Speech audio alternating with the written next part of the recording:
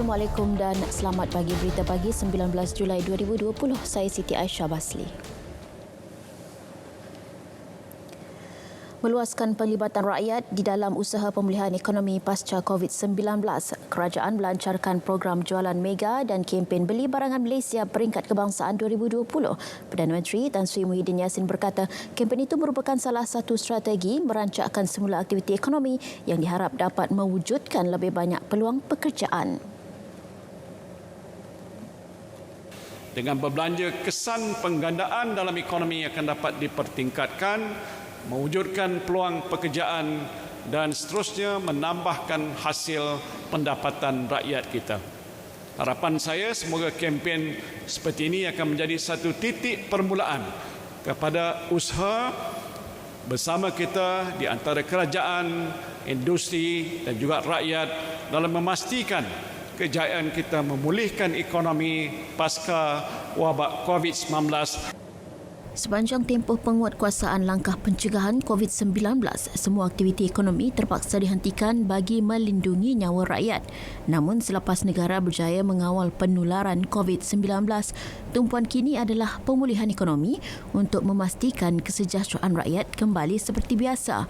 Penglibatan rakyat secara meluas menjadi salah satu tunjang kepada usaha pemulihan ekonomi apabila kajian Jabatan Perangkaan menunjukkan 65.5% syarikat berdepan cabaran getir meneruskan operasi. Manakala 45% lagi syarikat memerlukan tempoh lebih 6 bulan untuk kembali pulih. Kempen beli barangan tempatan dan berbelanja untuk Malaysia memerlukan pendekatan bersepadu sektor e-dagang. Penggunaan platform e-dagang dapat memperkenalkan produk tempatan ke peringkat antarabangsa sekaligus memberi impak besar kepada kejayaan kempen pemulihan ekonomi negara. Menurut Perdana Menteri, kerajaan telah mewujudkan pelan strategik hala tuju e-dagang kebangsaan yang disertai 37 kementerian dan agensi kerajaan bagi meningkatkan lagi aktiviti e-dagang. Ini termasuk latihan kepada 322,834 perusahaan kecil dan sederhana PKS serta peruncit memanfaatkan platform e-dagang untuk pemasaran dan pengeksportan produk tempatan sejak 2016. Dalam tempoh 6 bulan pertama tahun ini, sebanyak 79,274 PKS dilaporkan telah memanfaatkan platform e-dagang. Dan jumlah ini tentulah melebihi sasaran kerajaan untuk melatih 50,000 PKS dalam masa setahun. Jabatan Perangkaan Malaysia juga melaporkan penjualan runcit dalam talian yang menggambarkan perkembangan aktiviti e-dagang turut mencatat peningkatan sebanyak 39.3% pada bulan Mei 2020 berbanding bulan Mei 2019. Aktiviti e-dagang juga telah melonjak sebanyak 9.3% berbanding April tahun 2020 ini. Menerusi program e-trade pula, kerajaan membantu usahawan memulakan perniagaan ekspor dalam talian dengan bantuan keuangan RM5,000 bagi menampung sebahagian kos berkaitan penyenaraian di dalam platform e-dagang antarabangsa. Menteri Ekonomi di Jabatan Perdana Menteri, Datuk Seri Mustafa Mohamad berkata 3 sektor sudah beransur pulih selepas terjejas kerana COVID-19. Sektor terlibat adalah pembuatan, pembinaan dan pertanian. Menerusi penyambungan kerja pembinaan projek kerajaan membolehkan banyak syarikat pembinaan beroperasi semula. Sektor pembinaan swasta turut menunjukkan tanda pemulihan. Ekonomi Malaysia sudah pasti masih lagi menghadapi cabaran, tetapi tanda-tanda pemulihan sudah pun ada, ya. Tetapi bulan Julai ini kita jangka ekonomi akan terus pulih. Sektor pembuatan prestasinya semakin baik, ya. Sektor pertanian doing quite well.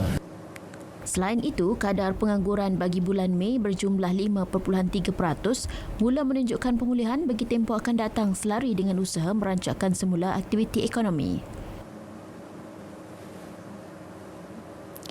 Kertas cadangan penubuhan koperasi peringkat masjid dan surau akan dibawa ke peringkat Kabinet akhir September ini. Kementerian Pembangunan Usahawan dan Koperasi berpuas hati dengan kertas cadangan Suruhanjaya Koperasi Malaysia berkaitan perkara itu. Peringkat daripada saya saya lulus, saya dah setuju, baru dibentang pada saya. Tapi pembentangan secara formal oleh pihak SKM, Suruhanjaya Koperasi, kepada kementerian belum lagi. Pembangunan koperasi masjid dan surau di bandar dan luar bandar mempunyai potensi besar berdasarkan jumlah jemaah untuk menjadi ahli. Satu kluster baharu COVID-19 dikesan di sebuah pasar di Stutong, Sarawak. Ujian persampelan ke atas 56 individu mendapati 2 positif COVID-19 dan bakinya negatif. Kluster Stutong dikesan hasil saringan terhadap penjaja pasar tersebut yang dikenal pasti sebagai salah satu kumpulan sasar dalam pendekatan tertumpu. 218 penjaja disaring melibatkan 213 warga tempatan dan 5 bukan warga negara. Pasar itu ditutup sementara bagi proses pembersihan dan nyahkuman manakala punca jangkitan kluster masih dalam siasatan. Dalam pada itu, bagi kluster Mambung pula, 70 orang telah disaring yang merekodkan 5 kes positif dan 65 lagi masih menunggu keputusan ujian. Punca jangkitan kluster syarikat di Sarawak itu juga masih dalam siasatan. Sementara itu, 9 kes baharu COVID-19 dilaporkan semalam. Ini menjadikan jumlahnya 8,764 kes dengan jumlah kes aktif dengan kebolehjangkitan sebanyak 96 kes. Daripada 9 kes baharu itu, 4 adalah kes import yang mendapat jangkitan di luar negara. Ia melibatkan 3 warga negara dan 1 bukan warga negara yang berkahwin dengan rakyat Malaysia. Manakala 5 kes penularan dalam negara pula membabitkan 4 kes dalam kalangan warga negara dan 1 kes bukan warga negara. Terdapat 5 kes yang telah pulih dan dibenarkan discharge. Manakala 1 kes positif sedang dirawat di unit rawatan rapi. Tiada pertambahan kes kematian dilaporkan dan kekal 122 kes kumulatif. Program baharu bagi menyemai semangat cintakan tanah air akan diperkenal menggantikan program latihan khidmat negara PLKN dan Biro Tata Negara yang dimansuhkan sebelum ini. Struktur baharu program itu sedang diperhalusi dan bakal dibentangkan kepada Kabinet dalam masa terdekat. Kita tengok target audience atau the stakeholders or people orang yang kita nak latih, orang yang kita nak beri perkongsian ilmu dan sebagainya, kefahaman dari segi perlembagaan sebagainya. Saya sebutkan tadi beberapa peringkat kepimpinan, tadbir urus, mungkin juga melibatkan kesemua. Kita lebih kepada patriotism, lebih kepada mahu mewujudkan satu bangsa yang bersatu padu di negara kita ini menerusi perlembagaan dan rukun negara. Program baharu itu menggabungkan sukatan dan latihan digunakan PLKN dan BTN seperti patriotisme, perlembagaan, kenegaraan dan penyatuan kaum. Proses pendengaran awam Pelan Tindakan Perpaduan Negara akan berlangsung selama sebulan bermula 1 Ogos di seluruh negara. Pelan berkenaan menyentuh hal ehwal berkaitan perpaduan negara secara menyeluruh melibatkan semua lapisan masyarakat Malaysia. Kita akan bawa turun ke negeri-negeri untuk dibuat untuk pendengaran awam. Pendengaran awam kita akan bukakan untuk tempoh 1 bulan daripada 1 Ogos sampai 31 Ogos untuk kita pamerkan semua 5 trust yang ada kepada pelan-pelan ini dan kemudian kita akan jemput rakyat jelata komuniti semua datang untuk memberikan pandangan, nasihat dan kalau terdapat bantahan ke apa terhadap perancangan pelan tindakan perpaduan yang akan kita lancarkan insya-Allah pada tahun ini. Pelan tersebut kini di peringkat akhir untuk dimuktamadkan bersama ahli exco berkaitan perpaduan setiap negeri bertujuan mengukuh, memelihara dan meningkatkan lagi perpaduan rakyat. Jabatan Kemajuan Islam Malaysia JAKIM sentiasa mengambil pendekatan berhemah dan dakwah bagi mendekati golongan lesbian, gay, bisexual dan transgender LGBT. Antaranya sedia mengadakan perbincangan bagi menyelesaikan permasalahan berkaitan LGBT. Saya nyatakan kita bukan menggunakan JAKIM yang guna penguat kuasa daripada Jawi. Dan apa yang kita nak tekankan di sini bukanlah kita bersifat setiap orang kita nak tangkap, itu bukan kerja kita. Tapi apa yang kita nak bentangkan di sini, jika sekiranya dia boleh menggugah emosi orang-orang yang lain. Bayangkan cerita ni akan panjang, tapi insya-Allah dengan adanya dialog, dengan adanya perbincangan, kita boleh harmonikan dan kita boleh faham. Saya yakin setiap manusia mahu dan menuju ke arah kebenaran. Semua nak tuju dan nak kepada kebenaran. Beliau berkata demikian selepas menyampaikan bantuan kepada keluarga B40 di Bukit Payung. Jabatan Imigresen bakal mempertingkat sistem keselamatannya dengan membangunkan sistem integrasi imigresen nasional. Menteri Dalam Negeri Datuk Seri Hamzah Zainuddin menegaskan sistem baharu itu akan mengatasi kelemahan pada sistem lama. Sistem baharu yang sedang dibangunkan ketika ini dijangka akan dilaksana sekurang-kurangnya 3 tahun dari sekarang.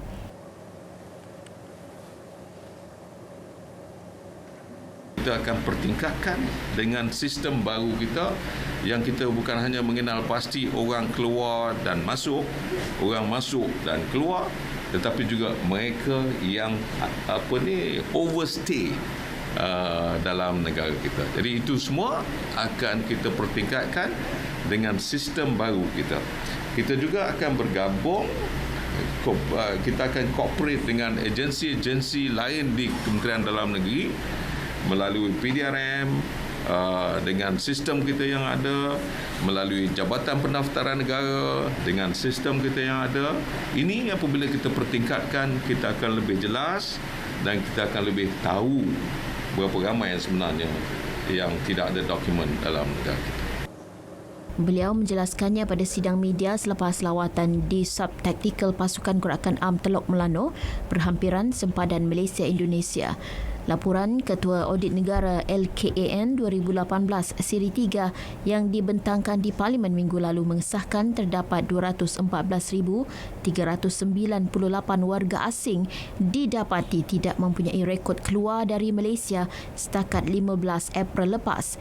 Terdapat masalah teknikal pada sistem terdahulu, MyIMS yang mencatatkan hampir 4,500 kes sistem down bagi tempoh 2016 hingga 2018. Kemampuan negara China melakukan inovasi dan membangunkan teknologi perlu dijadikan contoh bagi memperkasa perkembangan teknologi baharu di Malaysia. Kesaan itu disuarakan Menteri Komunikasi dan Multimedia Datuk Saifuddin Abdullah yang melihat keupayaan negara itu mengaplikasi teknologi meskipun mereka bukan peneroka teknologi baharu. Kemampuan China melakukan inovasi dan membangunkan teknologi adalah berasaskan kekuatan ilmu serta kemahiran tempatan yang cepat dan mempelajari dari negara-negara maju yang lain. Bagi tujuan itu, usahawan Malaysia khususnya perlu mempelajari aplikasi baharu di pelbagai peringkat sekaligus mewujudkan teknologi yang boleh dijadikan pertukaran di antara kedua negara. Malah, keberadaan syarikat-syarikat besar China di negara ini telah banyak memberi peluang kepada usahawan tempatan mengaplikasikan teknologi yang telah diguna pakai. Saya berharap bahawa di samping kita berniaga dengan usahawan-usahawan daripada negara China, kita juga belajar dari segi kemajuan peringkat rakyat pelbagai lapisan. Dan itu pada saya suatu penanda kemajuan yang sangat mustahil. Beliau ditemui pemberita pada Majlis Makan Malam Persatuan Usahawan China Malaysia PUCM di Kuantan, Pahang. Sementara itu, dalam perkembangan lain, Datuk Saifuddin memberitahu beliau akan menambah lebih banyak ruang pembangunan industri di China Kuantan Industrial Park MCKIP Gebeng dalam usaha menarik lebih ramai pelabur dari China. Pada majlis sama, Datuk Saifuddin turut merasmikan pembukaan PUCM Pahang yang turut dihadiri Presiden PUCM, Datuk Keith Lee.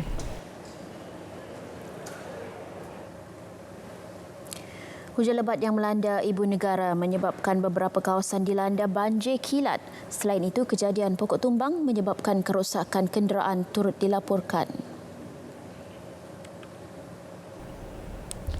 Pusat Gerakan Operasi Jabatan Bomba dan Penyelamat Wilayah Persekutuan berkata, kejadian pokok tumbang dilaporkan berlaku di projek perumahan rakyat PPR Batu Muda Kuala Lumpur, Taman Pusat Kepung, Taman Tun Dr. Ismail, Taman Seri Rampai dan Sungai Penchala. Manakala banjir kilat berlaku di kawasan berhampiran Masjid Ubudiah Jalan Segambut Dalam, Kampung Masjid. Balai Bomba dan Penyelamat BBP Gombak Selatan, Jinjang, Wangsa Maju dan Taman Tun Dr. Ismail segera menjalankan operasi membantu menangani kejadian pokok tumbang di kawasan terlibat. 5 kejadian berasingan dilaporkan berlaku antara jam 5.22 petang hingga 6.13 petang. Manakala Balai Bomba dan Penyelamat Sri Hartamas bertindak memantau dan membantu penduduk sekitar kawasan Jalan Segambut Dalam. أشهر معلومات. Kata para ulama, tidak ada tempat yang mampu mengubah diri kita. Untuk mengubat kerinduan kita kepada Tanah Suci Mekah, jangan lupa saksikan Salam Baitullah. Walaupun uniknya pada tahun ini kita tidak dapat ataupun tidak berpeluang untuk menunaikan haji, Salam Baitullah sentiasa bersama anda untuk menyalurkan sebarang perkabaran, maklumat dan informasi tentang Baitullah sebagai ibrah, pengajaran dan untuk melepaskan kerinduan. Jangan lupa Salam Baitullah.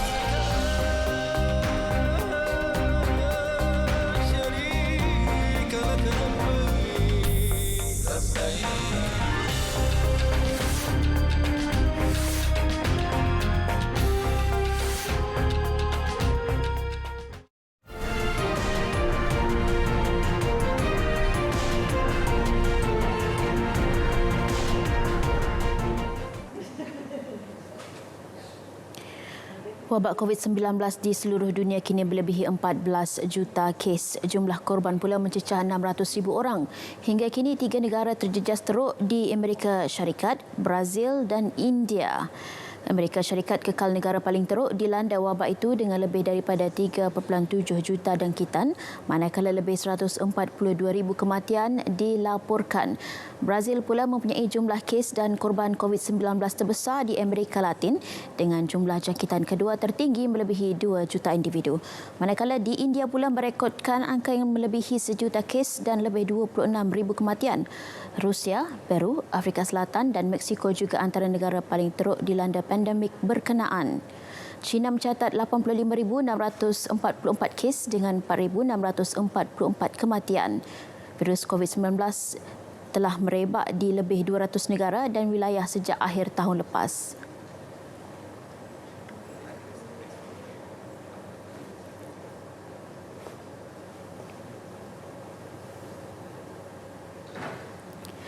...132 juta penduduk dunia berdepan ancaman kelaparan tahun ini kerana kesan perintah berkurung mencegah COVID-19. Pemotongan belanjawan dan peningkatan kemiskinan global memaksa 9.7 juta kanak-kanak tidak dapat mengikuti proses pembelajaran di sekolah. Menurut Ketua Pengarah Pertubuhan Kesihatan Sedunia WHO, Dr. Tedros Adhanom, impak pelaksanaan perintah berkurung belum dapat dinilai sepenuhnya. Namun COVID-19 telah memburukkan lagi krisis kemanusiaan di seluruh dunia. Tahun lalu 690 juta penduduk dunia telah berdepan masalah kelaparan dan jumlah itu semakin meningkat kerana impak COVID-19 kepada ekonomi. Ketua Pengarah WHO membentangkan data berkenaan sebagai mesej kepada negara kaya dan negara kumpulan G20 untuk sama-sama membantu negara miskin berdepan kesan penularan COVID-19. WHO memerlukan dana $90 bilion Amerika bagi melindungi 10% populasi negara termiskin dunia. Namun WHO hanya berjaya mengumpul dana berjumlah 1.7 bilion.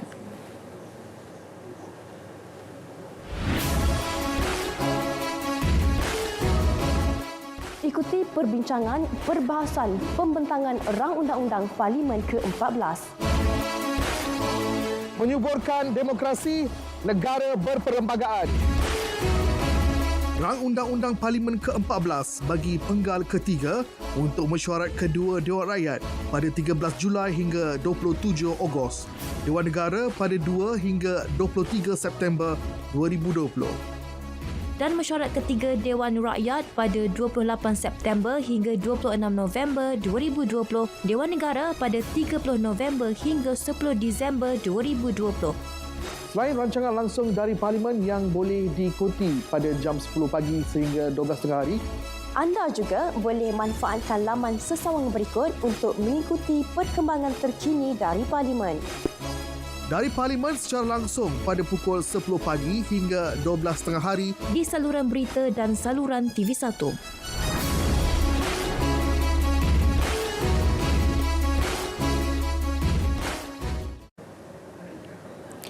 Usaha merancangkan sektor pelancongan, kerajaan sedang meneliti cadangan gelembung perjalanan atau travel bubble melibatkan beberapa negara yang sudah diisytiharkan kawasan hijau. Jika dilaksanakan, ia membenarkan perjalanan antara rakyat dalam negara yang terlibat inisiatif tersebut.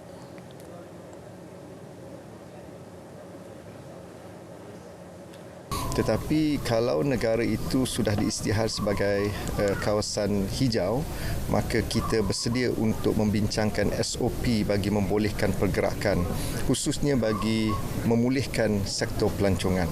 Dan saya yakin sekiranya negara-negara ini, khususnya Singapura, dapat menimbangkan perkara ini dalam masa yang terdekat, ianya dapat menarik lebih banyak pelancong dari luar negara untuk datang ke Malaysia, khususnya di negeri Melaka ini. Setakat ini 6 negara dikenal pasti iaitu Australia, New Zealand, Singapura, Vietnam, Brunei dan Jepun. Datuk Seri Muhammad Azmin mengadakan lawatan bagi melihat aktiviti pelancongan inap desa di Alai dan IKS di Umbai, Melaka. Turut serta Ketua Menteri Datuk Sulaiman Mat Ali. Lesen dan peluang perniagaan untuk penjaja dan peniaga kecil hanya diberikan kepada warga tempatan sahaja. Ia selaras usaha berterusan membersihkan kebanjiran peniaga warga asing terutama di Pasar Borong sekitar Ibu Negara.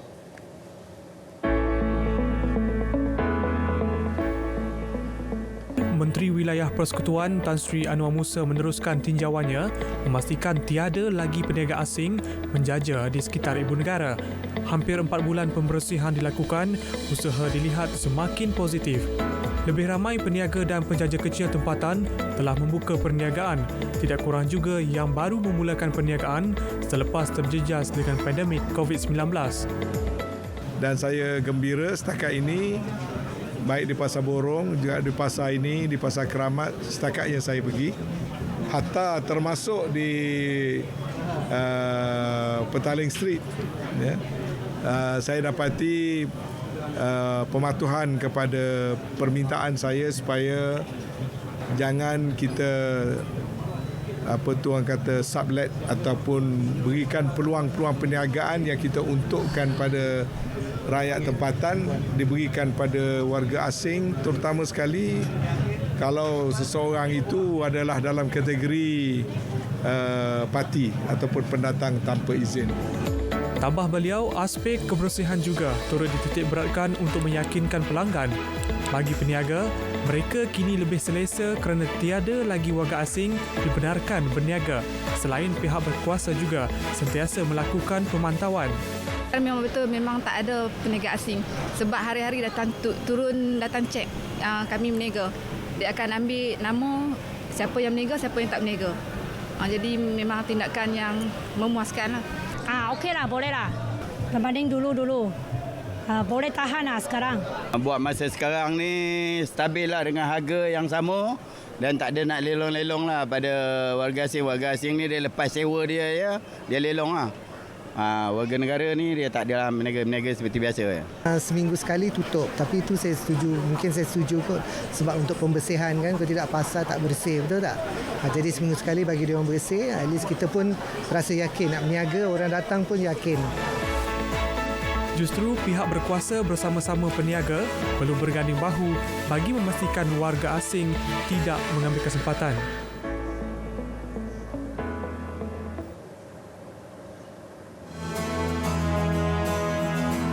5 prinsip rukun negara.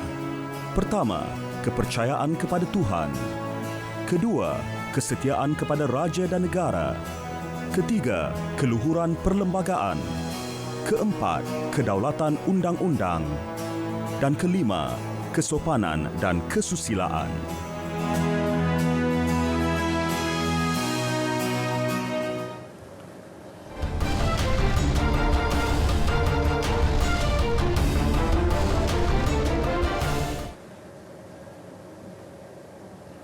Kementerian Belia dan Sukan akan mengusulkan permohonan kepada Majlis Keselamatan Negara MKN bagi mendapat kelulusan kehadiran penonton ke stadium dalam skala kecil. Menterinya Datuk Seri Rizal Merican Naina Merican memaklumkan pihaknya tidak terburu-buru untuk mendapatkan kelulusan itu. Yang pasti, prosedur operasi standard pengendalian permohonan perlu diperhalusi.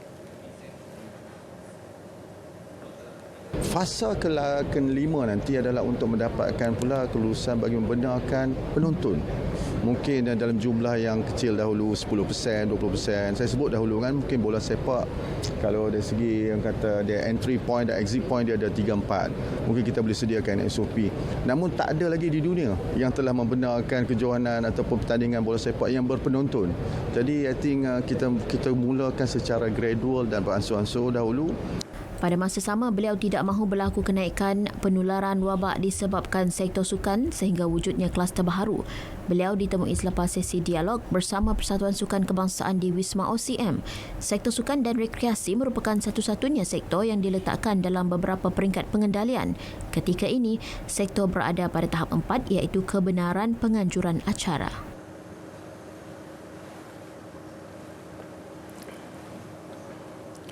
Lapan Persatuan Sukan Kebangsaan mengemukakan rayuan kepada Majlis Olimpik Malaysia MOM agar acara masing-masing dimasukkan ke dalam Sukansi Vietnam tahun hadapan.